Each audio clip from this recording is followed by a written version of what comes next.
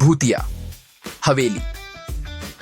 एक छोटे से गांव में एक पुरानी हवेली खड़ी थी जिसका नाम था ब्रह्मपुर हवेली। लोग कहते थे कि वहां रात के समय अजीब सी आवाजें आती हैं और अक्सर वहां रहने वाले लोग पागल हो जाते हैं। एक दिन राज और उसकी दोस्त माया ने फैसला किया कि वे उस हवेली में रात बिताएंगे। जैसे ही रात हुई वे दोनों हवेली के अंदर गए। हवेली में घुसते ही उन्हें ठंडी हवा का एहसास हुआ और पुरानी दीवारों से अजीब आवाजें आ रही थीं।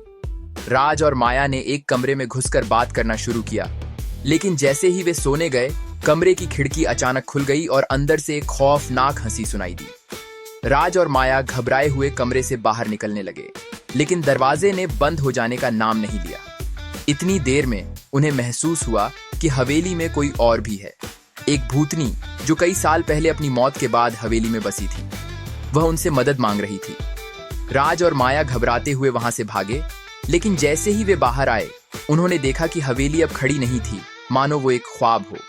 अब भी गांव वाले कहते हैं कि अगर आप उस हवेली के पास जाएं तो उस महिला की आवाज सुनाई देती है जो मदद की गुहार लगा रही होती है। यह कहानी बताती है कि कभी भी पुरानी हवेलियों में जाना खतरनाक हो सकता है।